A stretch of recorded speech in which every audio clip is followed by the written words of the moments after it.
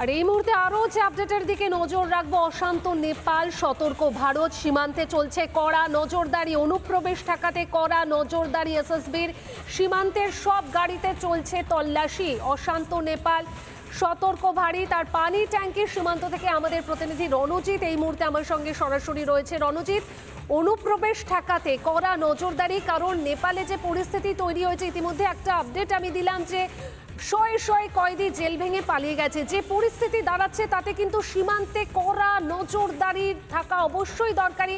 কি ছবি এই মুহূর্তে তুমি দেখতে পাচ্ছ?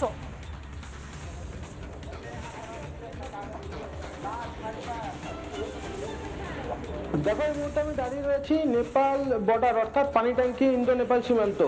আমি একটু দেখানোর চেষ্টা করছি। আমার পেছনে রয়েছে মেচি ব্রিজ।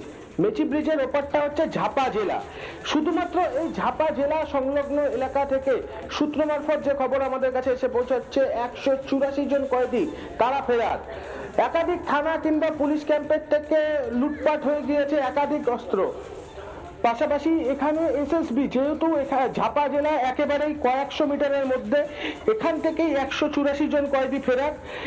ইতিমধ্যে এখানে এসএসবি তারা তৎপর, তারা চেকিং চালাচ্ছে। নেপাল থেকে যে সমস্ত গাড়ি ভারতে আসছে কিংবা নেপাল থেকে যে সমস্ত পণ্যবাহী গাড়ি, অ্যাম্বুলেন্স যারা ভারতে আসছে, সেই সমস্ত গাড়ি পরপর চেকিং করা হচ্ছে। এসএসবি কর্তা যারা রয়েছে তারা কিন্তু এখানে মুহুর্মুহু নজরদারি চালাচ্ছে।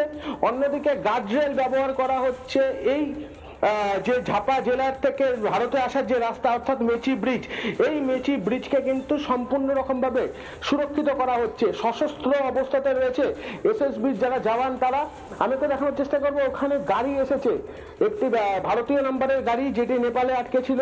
সেই সমস্ত গাড়ি যখন ভারতের দিকে আসছে, সেই সমস্ত গাড়িকে চিরুনি তল্লাশি করা হচ্ছে, যাতে কোনো এমন কোনো বস্তু যা ভারতের জন্য বিপদ ডেকে আনতে পারে কিংবা কোনো অনুপ্রবেশকারী যাতে না চলে আসতে পারে, সেই সমস্ত দিক খতিয়ে দেখা হচ্ছে। পাশাপাশি মেচি নদী, সেই নদীতেও চলছে কড়া নজরদারি। জলপথে যাতে কেউ ভারতে না ঢুকতে পারে সেদিকে নজর রাখা হচ্ছে। ঠিক পেছনে শয়ে শয়ে ট্রাক দাঁড়িয়ে রয়েছে। এই ট্রাকগুলি যতক্ষণ না নেপালের অবস্থা আগের মতো হয়, ততক্ষণ পর্যন্ত নেপালের দিকে প্রবেশ করতে দেওয়া হচ্ছে না। পাশাপাশি এসএসবির তরফ থেকে দফায় দফায় মিটিং করা হচ্ছে, নতুন নতুন আপডেট নেওয়া হচ্ছে, দফায় দফায় নতুন নতুন প্ল্যানিং করা হচ্ছে। অনুপ্রবেশ আটকাতে তৎপর রয়েছে এসএসবি। যদি কোনো অনুপ্রবেশকারী ভারতে না প্রবেশ করতে পারে, সেদিকে দফায় দফায় দেখা হচ্ছে। পাশাপাশি ঝাপা জেলা, সেই ঝাপা জেলা নিয়েও চলছে নতুন নতুন প্ল্যানিং, কারণ এই ঝাপা জেলাতেই 184 জন তারা ফেরার।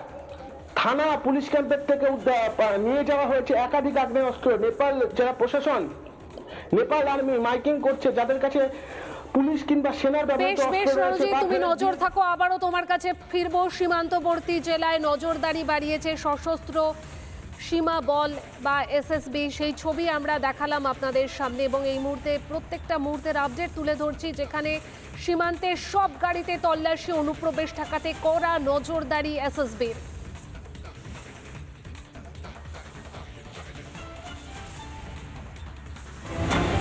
নানা ধরনের কন্টেন্ট দেখার জন্য লাইক করুন, শেয়ার করুন আমাদের ফেসবুক পেজ, সাবস্ক্রাইব করুন আমাদের ইউটিউব চ্যানেল। পাশাপাশি অন্যান্য ব্রেকিং নিউজের জন্য অবশ্যই চোখ রাখুন রিপাবলিক বাংলায়।